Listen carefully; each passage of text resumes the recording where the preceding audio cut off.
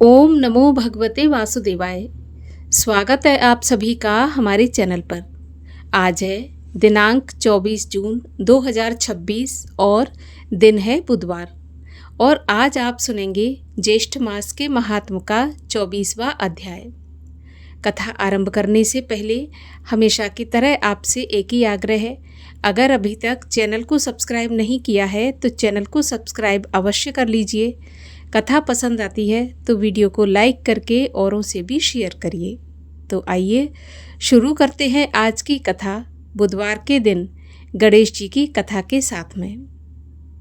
एक समय की बात है, एक नगर में एक मालिन रहा करती थी। मालिन के पति स्वर्ग सिधार गए थे। उसका एक 4 साल का पुत्र था। उसकी सास बहुत ही कठोर हृदय की थी।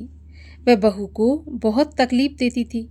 एक दिन सास ने बहू और पोते दोनों को घर से बाहर निकाल दिया। वे दोनों रोते हुए चलते चलते एक जंगल में जा पहुँचे। वहाँ एक बड़े पेड़ के नीचे बैठ गए। वहाँ से थोड़ी दूर पर एक गणेश जी का मंदिर था। वहाँ पर बहुत से लोग गणेश जी के दर्शन करने आते थे। दर्शन करके गणेश जी को प्रसाद चढ़ाते, फिर वह प्रसाद सबको बांट देते। इसी प्रसाद से माँ बेटे का गुजारा होने लगा। दोनों गणेश जी की पूजा पाठ में लग गए। एक दिन उन्होंने सोचा, क्यों ना हम भी जंगल से फूल लाकर बेचें। वे रोज जंगल से फूल लाकर उसकी माला बनाकर मंदिर के सामने बैठकर बेचने लगे और साथ में पूजा की सामग्री और प्रसाद भी बेचने लगे। अब तो इससे उनको आमदनी होने लगी। गणेश जी की कृपा से उनकी आमदनी दिन ब दिन बढ़ती चली गई। जल्दी ही उन्होंने एक मकान और एक दुकान बना ली। तब एक राजा की लड़की मंदिर में रोज पूजा करने आती थी। मालिन के बेटे को देखकर राजकुमारी उस पर मोहित हो गई और उससे विवाह करने की सोचने लगी। उसने अपनी भाभी से अपने मन की बात कही तो भाभी उसकी बहुत अनुभवी थी। उसने कहा कि ये तो मालिन का बेटा है और तुम एक राजा की बेटी हो। यदि तुमने इससे विवाह किया तो तुम्हारी बहुत बेइज्जती होगी। लेकिन राजकुमारी तो अपनी बात पर अड़ी रही। उसने कहा, मैंने तो प्रतिज्ञा कर ली है कि उसी से विवाह करूंगी। तब भाभी ने घर जाकर सारी बात राजा को बता दी। राजा ने मना नहीं किया और विवाह के लिए तैयार हो गया। उन्होंने बड़े धूमधाम से बेटी का विवाह मालिन के बेटे के साथ कर दिया। मालिन ने सबसे पहले बहू बेटे को गणेश जी के मंदिर में ले जाकर पूजा पाठ करवाया और गणेश जी का आशीर्वाद दिलवाया। इसके बाद पूरे नगर में ये बात फैल गई कि गणेश जी की पूजा करने से सब दुख और कष्ट दूर हो जाते हैं। ये बात सुनते ही नगर के सभी लोग मंदिर में आने लगे। मालिन और उसके बेटे की बिक्री भी बढ़ गई।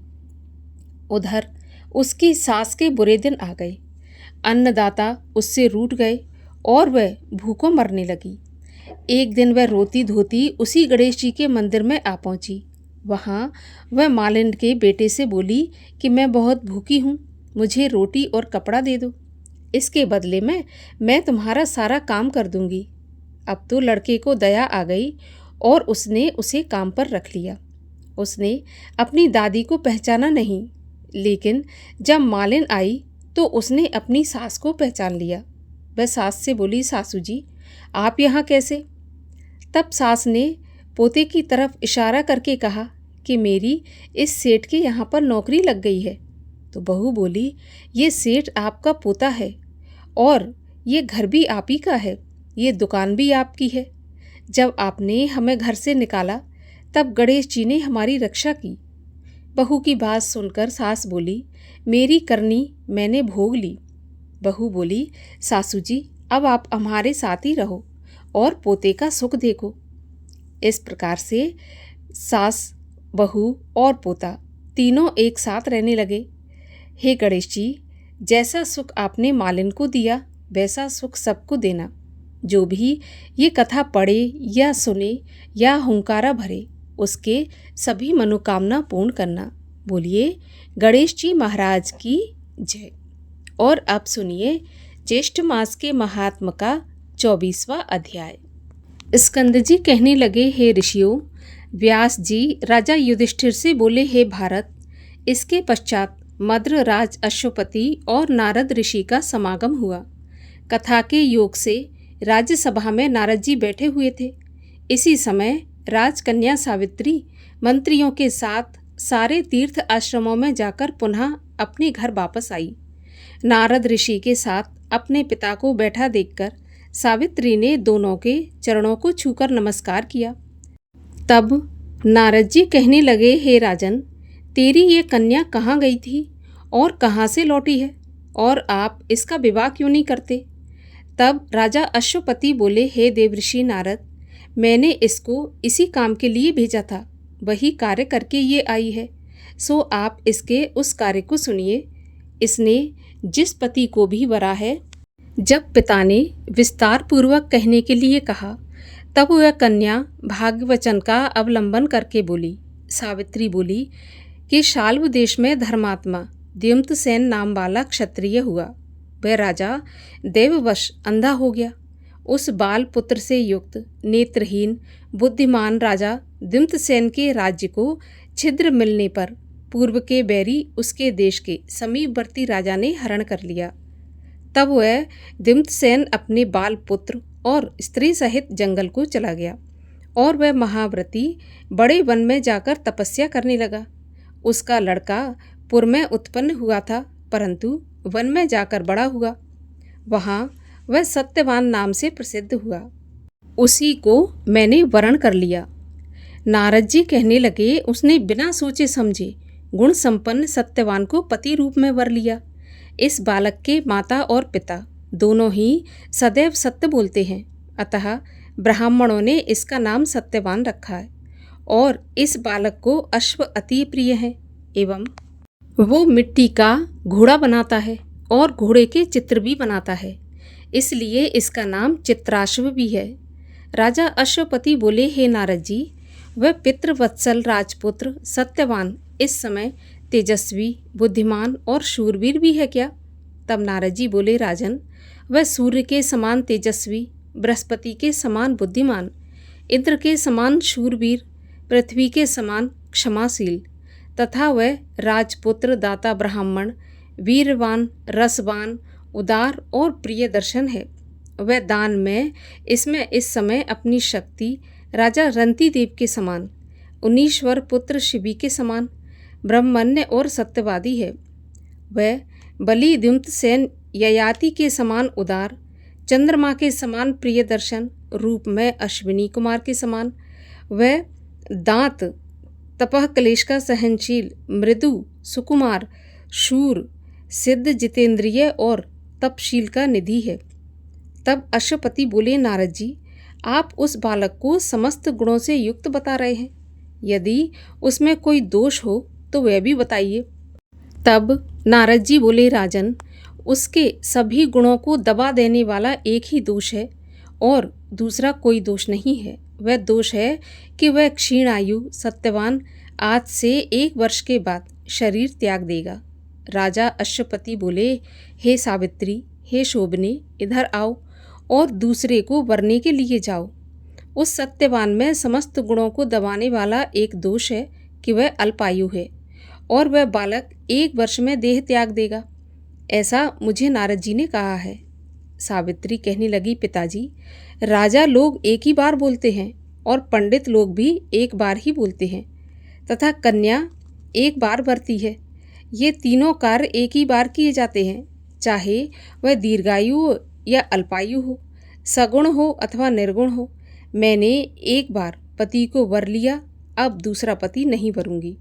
मन में कार्य निश्चित होने पर ही किया जाता है और वचन से कहा जाता है, उसके बाद ही कर्म किया जाता है। उसमें प्राणभूत मेरा मन है।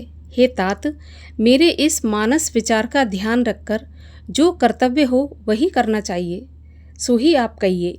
नारद जी बोले, हे राजन, सत्यवान के विषय में सावित्री का विचार स्थिर है, जिसकी बुद्धि निश्चित रूप से दूसरे पुरुष में नहीं जाती, उसको किसी प्रकार से भी इस धर्म से अलग नहीं किया जा सकता।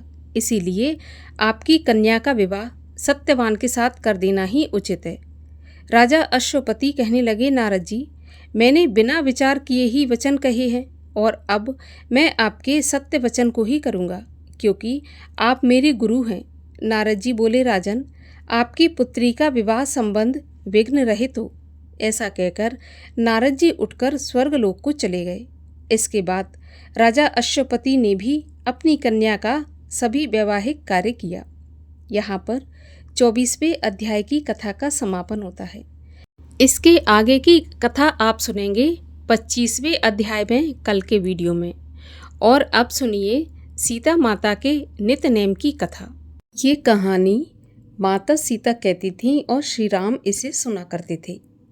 एक दिन श्री राम भगवान को किसी काम के लिए बाहर जाना पड़ गया तो सीता माता कहने लगी कि भगवान, मेरा तो 12 वर्ष का नित्य नियम है, अब आप बाहर जाएंगे तो मैं अपनी कहानी किसे सुनाऊंगी।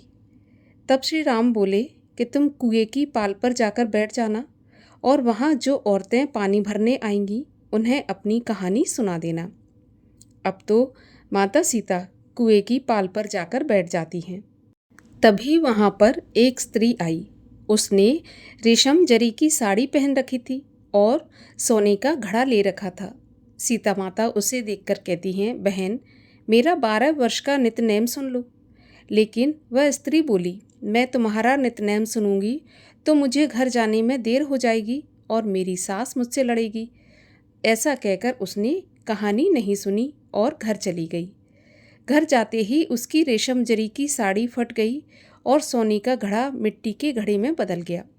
जब सास ने देखा तो पूछा कि ये किसका दोष अपने सिर पर लेकर आई है। तो बहू कहने लगी कि माँ जी, कुएं पर एक औरत बैठी थी। उसने कहानी सुनने के लिए कहा, लेकिन मैंने कहानी नहीं सुनी, उसी का ये फल मिला है। बहू की बात सुनकर अगले दिन सास वही साड़ी और घड़ा लेकर कुएं की पाल पर गई। सास को वहाँ पर सीता माता बैठी मिली तो माता सीता ने कहा कि बहन, मेरी कहानी सुन लीजिए। तो सास बोली, एक बार तो छोड़ो, मैं तो 4 बार कहानी सुन लूँगी। जब माता सीता ने ऐसा सुना तो अपनी कहानी कहना शुरू कर दी।